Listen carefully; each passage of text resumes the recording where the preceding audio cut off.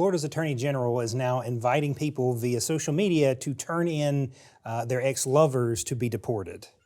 This is one of the more ridiculous things that I have seen from Florida, and that says a lot. Obviously, we're just kind of a nonstop cycle of ridiculousness. But yeah, Florida's Attorney General came out and said, listen, we just got a call from a woman that was in an abusive relationship, turned in her illegal immigrant boyfriend, and we got him. He's going to be deported. So if you have an ex-lover that you want out of this country, let us know, and we'll take care. I mean, this is sickening at this point. This is a person in a position of power. They're the Attorney General of the state of Florida. They obviously have bigger political ambitions for the future.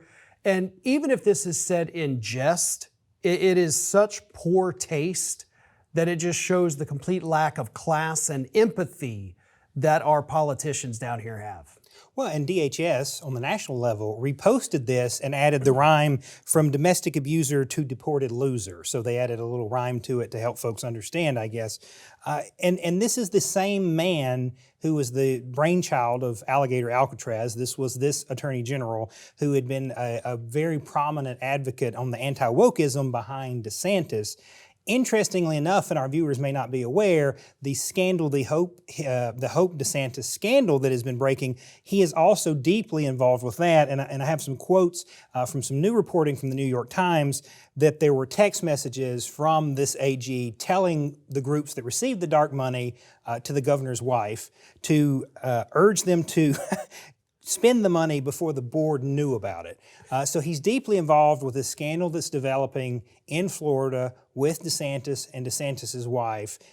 He has been involved with the DeSantis campaign, the disastrous campaign for president. He is the architect of Alligator Alcatraz. This was his brainchild, and now he's doing little sing-song rhymes on social media to help people get deported. You know, we focus so much on Trump on the national level, I know I do every day, that all of these scandals taking place in Florida, which these are huge. I mean, these are potentially career-ending for multiple individuals who, again, all have higher political ambitions. Attorney General may want to be governor. DeSantis obviously wants to be president.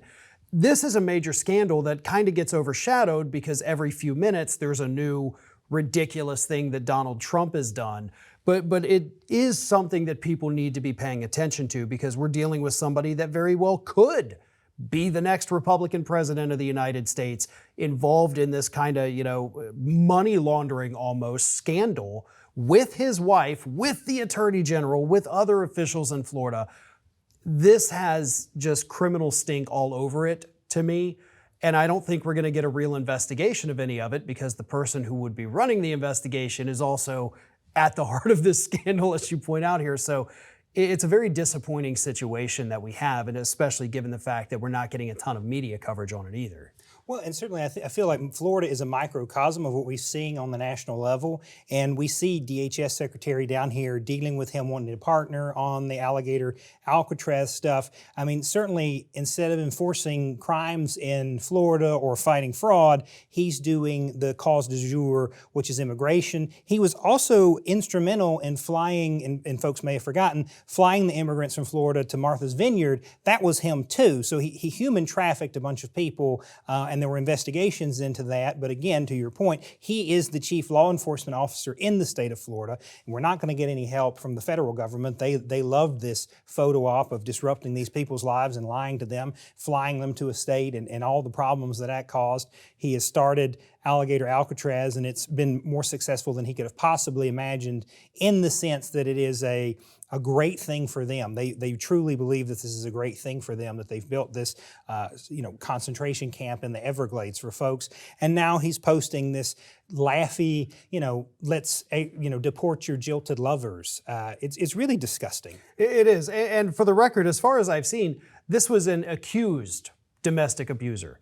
I do not think this individual was convicted. I don't even know if they were officially charged in it. So for them to go out there and blanketly say this person's a domestic abuser, now you're treading into the slander libel part of it, because if this individual has not been convicted, they got a pretty solid lawsuit there. And again, from what I saw, I couldn't find where this individual had been. Now, I'm not saying they weren't, but they need to be a little more careful with the language that they use, but they use it intentionally. They're trying to paint all of these folks as, look, they're violent, they're angry, they're horrible people. And most of the time, I mean, what was it, over 70% of the time, these people have absolutely no records whatsoever. I mean, they don't exist in criminal databases. And we've seen kids 3, 4 years old with cancer, undergoing cancer treatment, being deported.